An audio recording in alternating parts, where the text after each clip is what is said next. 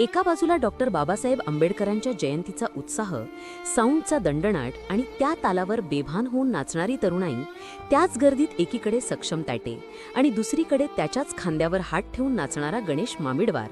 हा व्हिडिओ जेव्हा व्हायरल झाला तेव्हा कोणालाच कल्पना नव्हती की हेच मैत्रीपूर्ण दृश्य भविष्यात एका भीषण रक्ताच्या थारोळ्यात बदलणार आहे.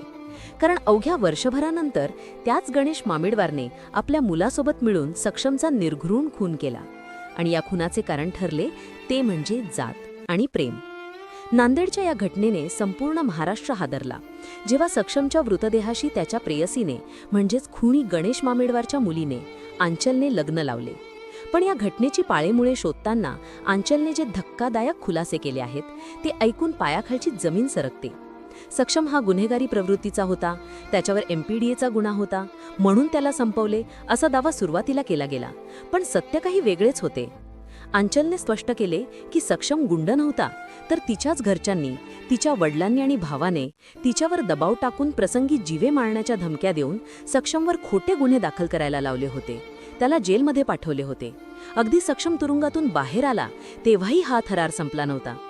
27 नोव्हेंबर, ज्या दिवशी ही हत्या झाली त्या दिवशीची सकाळ तर आणखीनच अंगावर काटा आणणारी होती. अंचलचा भाऊ तिला पोलीस स्टेशनला घेऊन गेला.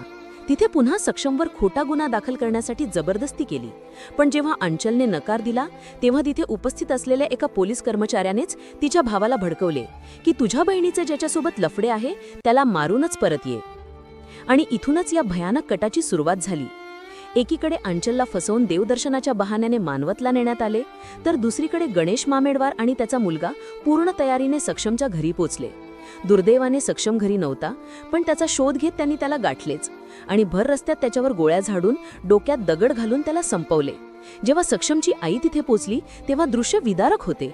आपल्या मुलाचा मेंदू बाहेर आलेला पाहून त्या मातेचा आक्रोश आसमंत भेदणारा होता. अंचलने सांगितल्याप्रमाणे हा राग केवळ प्रेमाचा नव्हता, तर सक्षम दलित असल्याची चीड तिच्या घरच्यांना होती.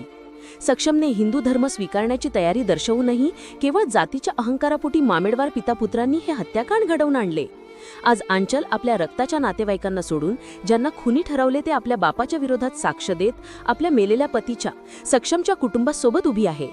ही कहाणी फक्त एका प्रेमाची किंवा खुनाची नाही, तर आजही समाजाच्या मनात खोलवर रुजलेल्या जातीभेदाच्या विषारी वारसाची आहे, ज्याने 2 तरुण जीवांचे स्वप्न तर उद्ध्वस्त केलेच, पण माणुसकीलाही काळेमा फासला.